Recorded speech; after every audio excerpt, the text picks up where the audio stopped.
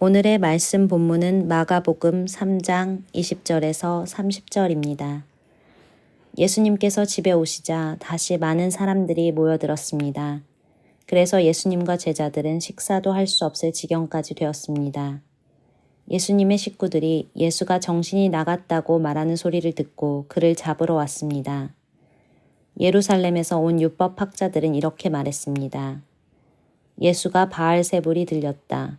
예수는 귀신들의 우두머리에 힘을 빌어서 귀신을 내쫓는다.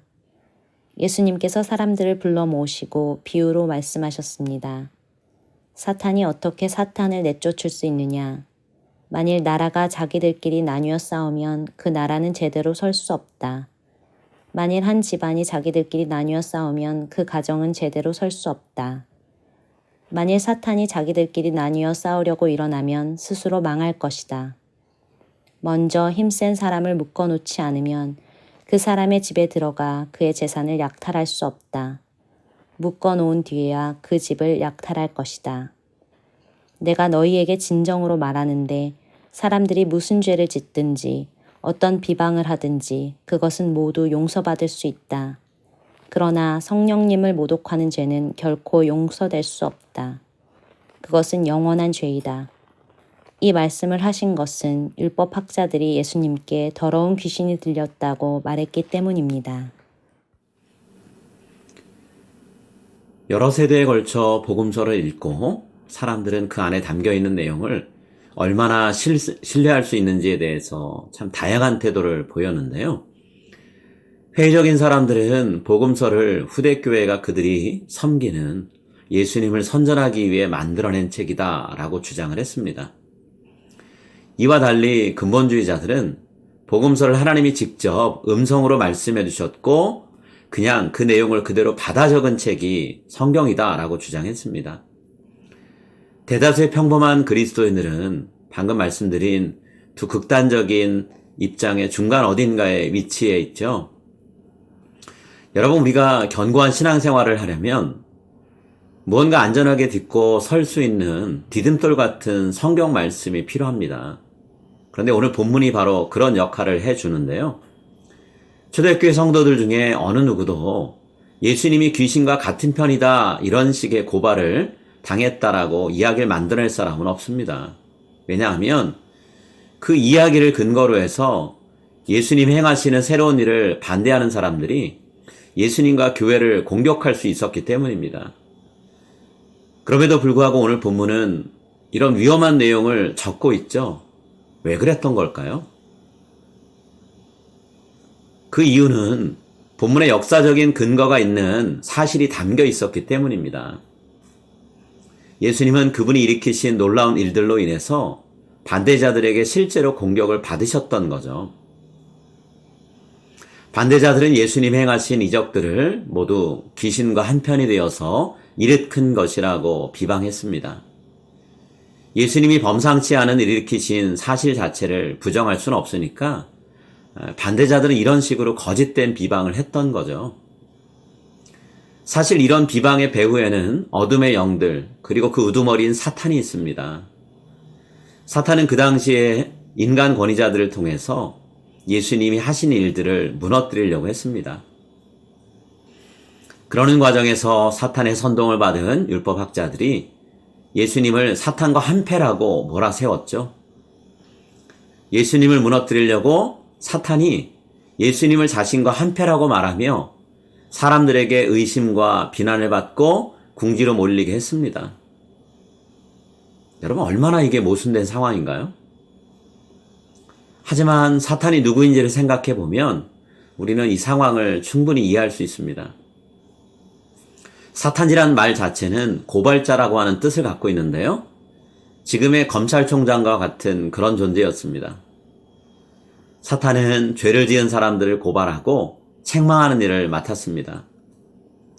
그런데 그 일을 지나칠 정도로 사랑한 나머지 사람들을 본인이 직접 유혹해서 죄를 짓게 만들고 그 다음에는 그들을 죄인이라고 고발을 했던 거죠. 그런 사탄이 지금 예수님을 자신과 손잡고 하나님의 일을 방해하는 존재라고 고발하고 있습니다. 예수님은 이런 고발이야말로 예수님께 위협을 느꼈던 사탄이 반격하는 것이라고 말씀을 하십니다. 실제로 예수님은 사탄이 이 세상에 행사하던 힘을 무력화시키고 계셨죠. 사람 몸속에 들어가서 병을 일으키고 정상적인 생활을 못하게 만들던 귀신들을 예수님이 쫓아내셨습니다.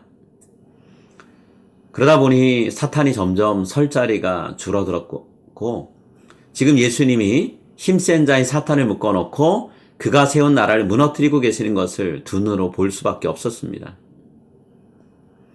예수님 사역하신 결과로 사탄에 의해서 고통받던 사람들은 자유와 회복을 경험하게 됐죠. 예수님이 하고 계신 일들은 모두 다 성령님의 능력을 힘입어서 하신 일들입니다. 그런데 만약에 어떤 사람이 그런 성령님의 역사를 귀신의 역사라고 말한다면 그것은 하나님께 죄를 짓는 일입니다. 우리를 구원하기 위해 예수님을 보내주신 하나님의 사랑을 거부하고 담을 쌓는 행동이에요. 이후로도 예수님은 그분의 사역을 못마땅하게 여기던 사람들에게 온갖 비방을 당하셨습니다. 하다 결국 그들은 예수님을 십자가에 못 박을 계획까지 세웠죠. 마가는 고난받는 예수님의 모습에서 그 당시에 네로 황제에게 핍박을 받고 있던 성도들이 위로와 용기를 얻기를 바랐습니다. 초대교회 성도들처럼 우리도 예수님을 진지하게 따르다 보면 이런저런 이유로 사람들에게 오해를 받게 됩니다. 우리가 하는 일이 나쁜 동기에서 비롯된 것이라면서 평가절하 될 수 있고요. 혹은 성경이 허락하지 않는 너무 극단적인 방식으로 일한다고 말할지도 모릅니다. 그런 상황에 처했을 때 우리가 할 일은 여러분 예수님을 바라보는 겁니다. 근거 없는 비난에 흔들리지 않고 우리가 가야 할 길을 꿋꿋이 가면서 악한 세력과의 싸움을 승리하셨던 예수님을 생각해야 됩니다. 예수님은 사탄을 결박하셨습니다.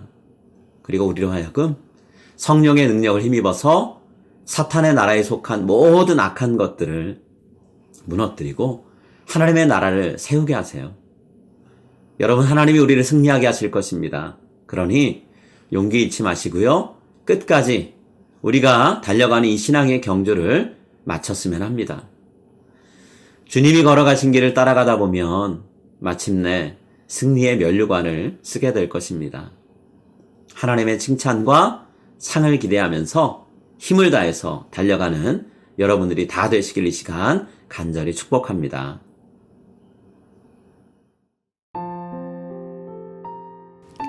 이제 오늘 주신 말씀을 붙잡고 다음의 기도 제목으로 함께 기도하시겠습니다.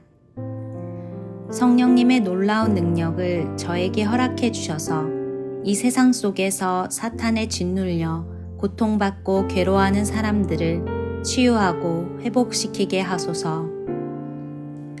믿음의 선한 싸움을 끝까지 감당하게 하시고 예수님처럼 최후에 승리할 것을 기대하며 용기를 잃지 않게 하소서.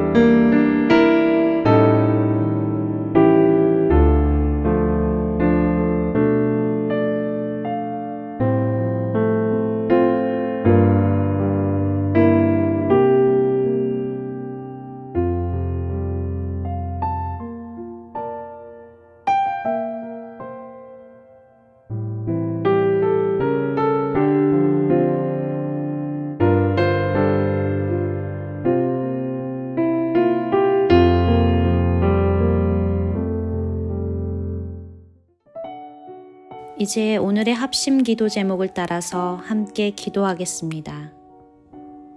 세상적인 욕심에 이끌려 시간과 에너지를 낭비하며 무절제한 삶을 살지 않게 하소서.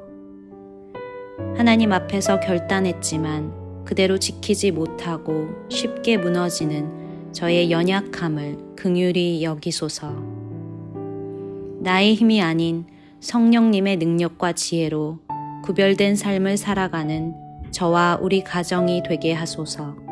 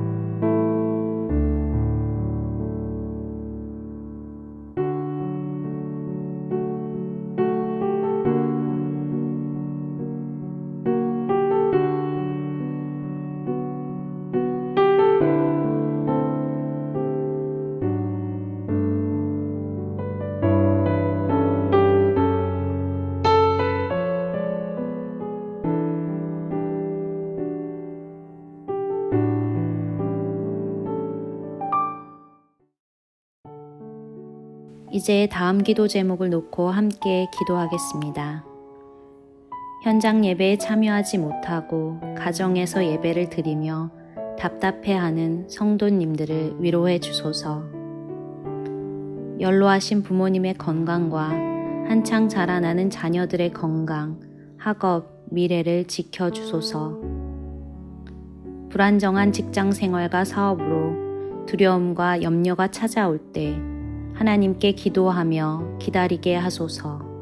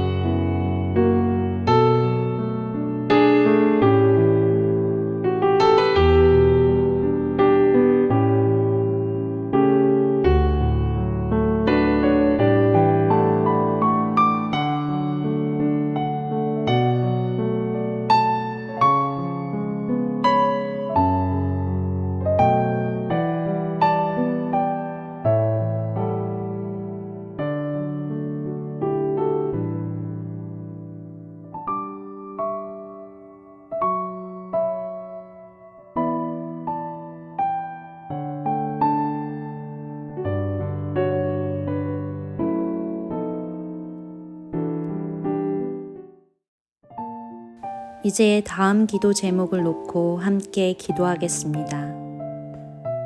교육관 건축을 위한 모든 준비와 진행 과정에 하나님이 능력의 손길로 함께 해주소서. 유아부에서 장년부에 이르는 모든 세대가 하나님의 말씀으로 날마다 새로워지게 하소서. 교회를 섬기는 리더들이 성령 충만한 말씀과 기도의 사람이 되게 하소서.